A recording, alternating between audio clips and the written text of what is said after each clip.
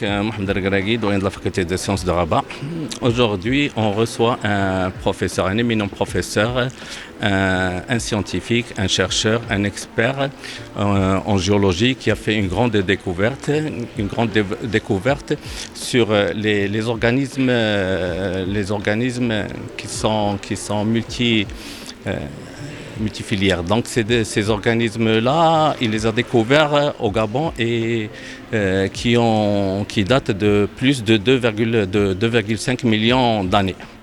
Les anciennes découvertes, elles dataient de 500, à peu près 500 millions d'années. Donc lui, avec ses 2,5 milliards d'années, il a pu repousser la date des premiers organismes multicellulaires, comme je viens de le dire.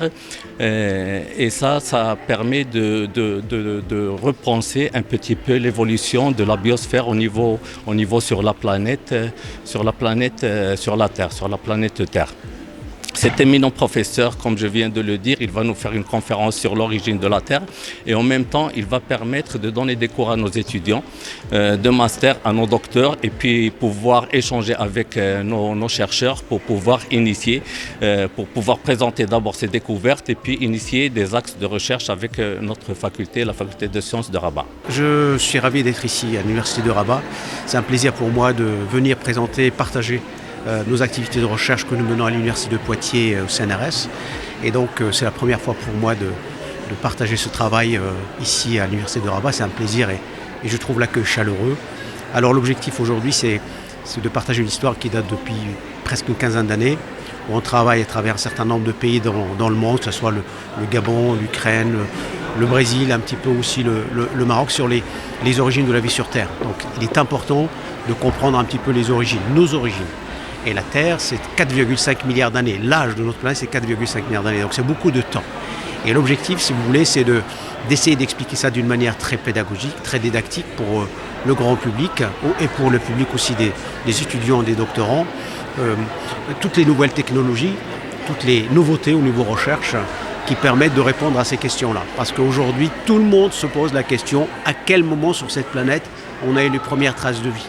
Donc il est capital de savoir. Et pour ça, ça passe par un travail de terrain, nous sommes des géologues, ça passe aussi par un travail de laboratoire, ça passe aussi par un travail d'équipe, et donc ça permet de générer des résultats et des publications.